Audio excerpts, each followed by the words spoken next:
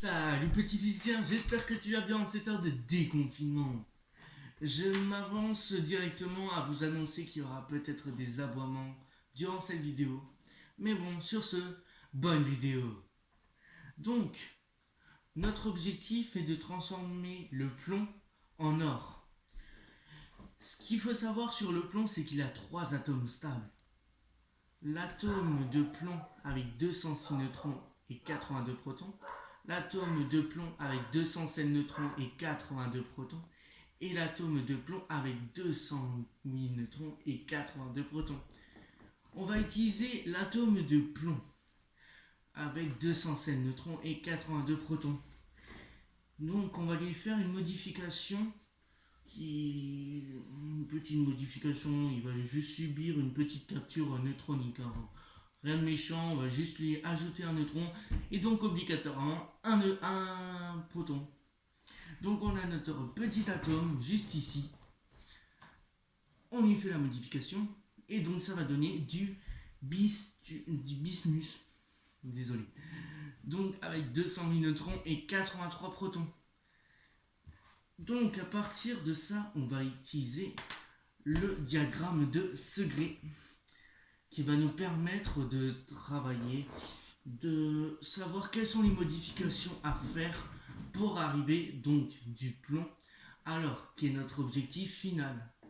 Donc là j'ai juste mis une partie, sinon c'est une longue colonne comme ça. Mais j'ai juste mis ce qui nous intéressait, donc le plomb. On va commencer avec le plomb, 206 neutrons et 82 protons.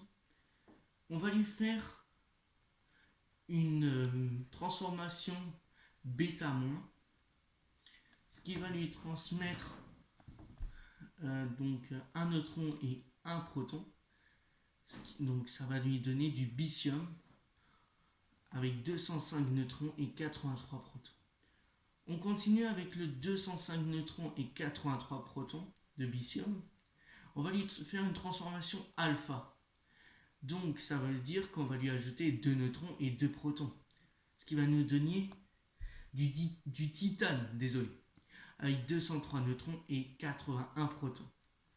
On utilise le même résultat tout le temps. On fait une transformation bêta-, donc plus un neutron et moins un proton.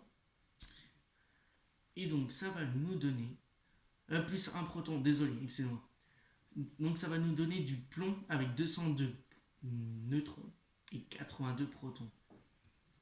On va utiliser ce résultat, on va lui faire une transformation alpha. Donc ça va nous donner du mercure avec 200 neutrons et 80 protons. On utilise toujours le même résultat et on fait une modification de bêta-, avec 199 neutrons et 81 protons, ce qui va nous donner du titane. Ensuite, on va utiliser ce titane et on va lui faire une transformation alpha qui va nous donner pour le résultat 197 neutrons et 79 protons, ce qui nous ramène à l'or, ce qui nous intéressait le plus au tout départ. Donc voilà, petit physicien, j'espère que ça t'a plu. Donc on peut très bien transformer du plomb en or et c'est ce que je viens de vous démontrer. Après, manque plus que l'expérience, mais je n'ai pas la sécurité de tout ça. Je vous laisse le faire avec votre professeur.